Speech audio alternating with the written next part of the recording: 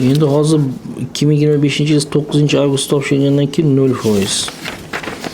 921 объем chapi 906.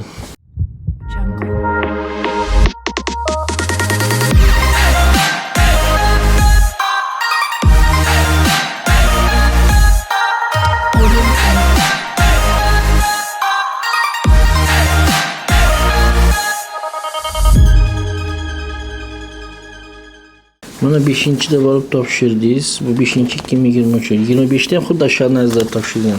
Maqsad nima bu analizlar 2-3 million topshirish? Bu o'zgarish bo'ldi deganmikin? Nima deyishdi bu sizga bular? Vrodi internetdan chiqib yaxshi gaplarni gapiradi, lekin 2 martadan. Nima dedi sizga? Объем 1 million bo'lgan ekan. O'sha bu 2023-yilda topshirganingizda 2 million bo'lgan ekan. O'shanda muzlatib qo'ymadimi urug'laringizni?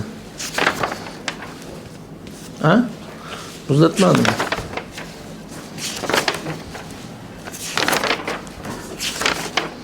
Shunda sразу muzlatgan. Hozir endi azospinaga tushib qolganmi? Hozir nol oldin 2 yo'q, mana yaqindagi analizimni tegirdi. Chap VH operatsiya qaytadigan varikatsiyalimikin? Qilganda varikatsiya. Ingibin fazga urug' stimulyatsiya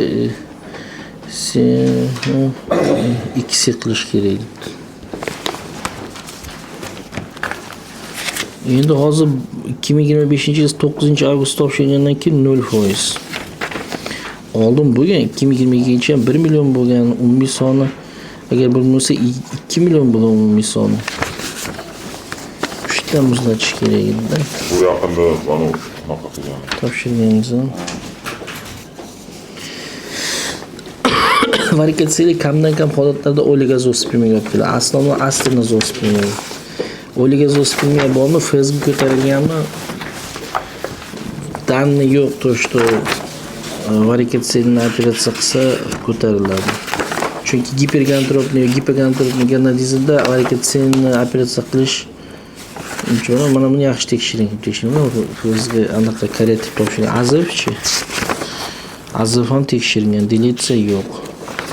Hammasini tekshirgan. Aytishmadim o'sha vaqtda mana shuni. Bular yaqinda olingan bular. Bu yaqinda. 200. Kim olgan bo'lsa yaxshi, молодец. Что oson, lekin prostatit debdi, понятно.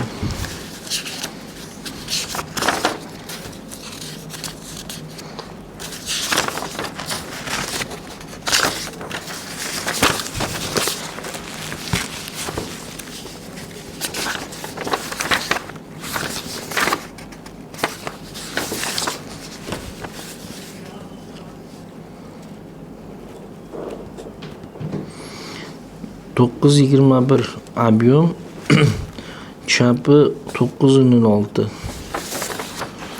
Lekin nimasi anaqa? Chopdan varikatsiyali birinchi darajasi.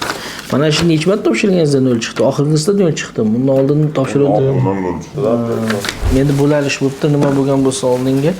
Oldin menga agar o'sha vaqtda kelganingizda 2022-yilda sizda urug'laringizda soni kam edi, son jihatidan.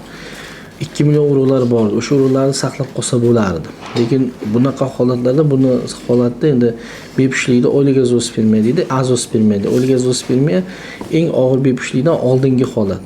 Uni saqlab qolsa bo'ladi. Saqlash qanday bo'ladi desa, urug'da biz ko'rdikmi, даже 4-5 dona ko'rdigan urug'ni olib sразу muzlatib qo'yish kerak. Keyin qolgan ishlarni qilish kerak. В любом случае, bu yerda sizda azov topshirmagan karatipingiz yaxshi, ya'ni kodlaringiz to'g'ri, genetik muammo yo'q. O'sha vaqtda muzlatmaganmi, sekin-sekin bu nolga tushib qolgan sizda. Undan keyin nima qilishdan qat'iy nazarda to'xtatib qolishga harakat qilsa ko'tarishga bo'ladi, lekin bu endi hozir nolga tushib qolgandan keyin bu faqat urug'larning ichidan biopsiya qilib tuxumni olib, urug'lar ichidan tuxumdan urug'ni olib keyin ekib qilsa bo'ladi. Endi boshqa iloj yo'q. Chunki bu sizga nima deyishdi? Lecheniya qilamiz, dori bilan yaxshi bo'ladi deyishdi. Varikatsiya qilsa urug'lar chiqadi toshqo'ygan. Keyin chap o'qtashgan ishlamayapti. chap tuxum ikkalasi ham ishlab tuxumda obshi tegmasa, endi bilmadim, u tuxumni o'chib tashlash kerak degan. Yerda rak bo'lmasa uni tegmaslik kerak, biroq O'zimda bu ishlarni qo'shib qo'ydi, o'zimda bo'ldi. Kim aytdi shuni? O'zimda doktorlarda. Yo'q, uni obshi tegmaslik kerak. Tuxumingizda agar u tuxum qachon udalik qilar, qachonki rak bo'lsa. Rak bo'lmasa u ishlayaptimi, u tuxumlar ichida urug'lar bo'lishi mumkin, tim bo'li oldinda urug'lar chiqqan. Mana hozir ko'rsatyaptiki, sizda FSG baland, LG baland, ya'ni tuxumlar ishlashi juda qiyin. Lekin ichkarida urug'lar bo'lgan, hozir kamayib yo'qolib qolgan. Endi buni hozirgi vaqtda Ingibin 27 chiqqan, bu 2023-yil. 25da topshirganda Ingibin topshirmagan, ha?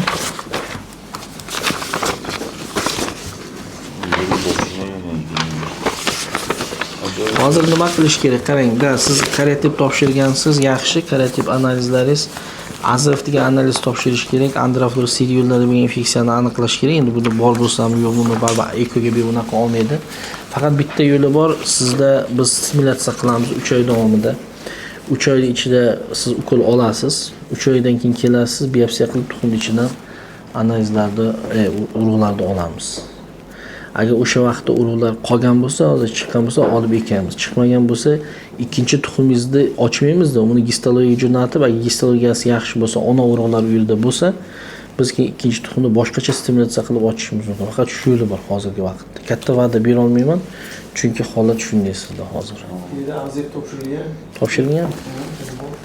Azib topshirgan bo'lsa, sira stimulyatsiya bersa bo'ladi. Hozir bo'lsa tuxumni bir ko'raylik. Ko'rmadim, hozir ko'raman. Delиться не. Azib hamma bu yerda genetический analizda problema yo'q, genetический muammo yo'q. Ya'ni hammani o'zining kodi bo'ladi, kodlaringiz hammasi to'g'ri sizda. Prosta sizda shu tug'ma kriptarxizm bo'lgan, urug'lar tushmay qolgan-ku, o'sha yaxshi ichkarida kech operatsiya qilgandim. Necha yoshda operatsiya qilgan? Uni 2 yoshdan keyin operatsiya qilganda o'sha urug'lar chiqqandan keyin tuxumlar tashlaydi. Tashqi tarafdan o'sha tuxumni o'zida rivojlansa, yerda urug'lar yaxshi ishlab chiqaradi. Endi kech chiqardi, hay молодец, lekin yaxshi operatsiya qilgan, tushirgan tuxumni pastga kim qilgan bo'lsa. Sizlar kech murojaat qilgansa, bu sizlarga ham ayblar emas. Bu endi dispanserizatsiya yo'q-da, uni hech kim Rossiyada ham shunaqa bo'ladi, bitta bu yerda emas. Endi hozir shu muammoni hal qilish kerak. Hozirda o'zida. Qanday hal qiladi desa, sizga stimulyatsiya qilinadi, buni tabiiy ravishda ilojisi yo'q.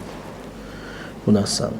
Agar men ikki o'sha urug'ingiz borligida kelganda men sразу muzlatib qo'yaman. Butun dunyoda tavsiyanoma bor. Bunaqa holatlarda nima qilish kerak degan. Agar urug'lar bormi, shu kamayapti, biz bilamizki, bu yo'qolib qoladi. Shuning uchun sразу olib o'sha joyda muzlatiladi, o'sha urug'larni keyin ishlatiladi. Yo'qsa bo'ladimi? Da. Muzlatgandan keyin o'sha spesial muzlatib endi muzga solib qo'ymaydi, o'zini spesial kriobank deydi. Jidka azotni ichiga qo'yiladi, o'sha ushlab turiladi o'shani. Keyin uni razmorozit qilib, oylani tayyorlab, oylani bachadoniga ekadi. Eko deydi, tam ikisi tam har xil yo'llar bor, endi uni reproduktorlik hal qiladi.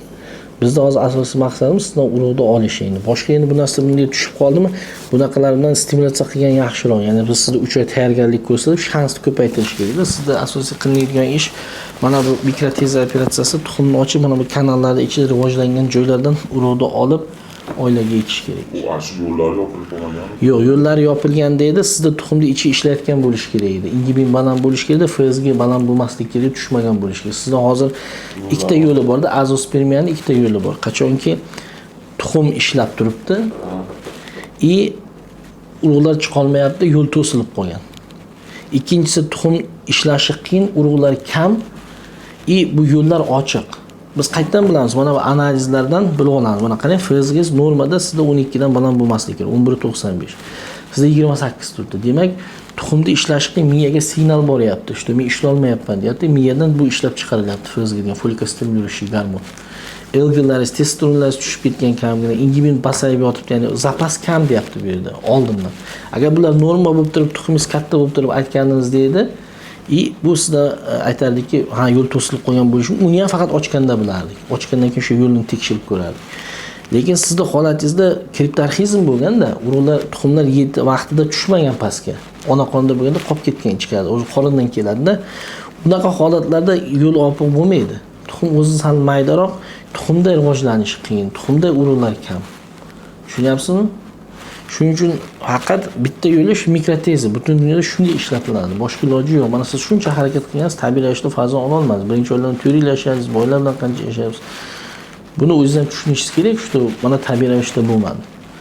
Buni oxiri nuqta qo'yilgan. Yana men 100% ayta olmayman shu bitta urug'lar hozir topa olaman deb. Uni endi men hamma shansni ishlatib ko'raman.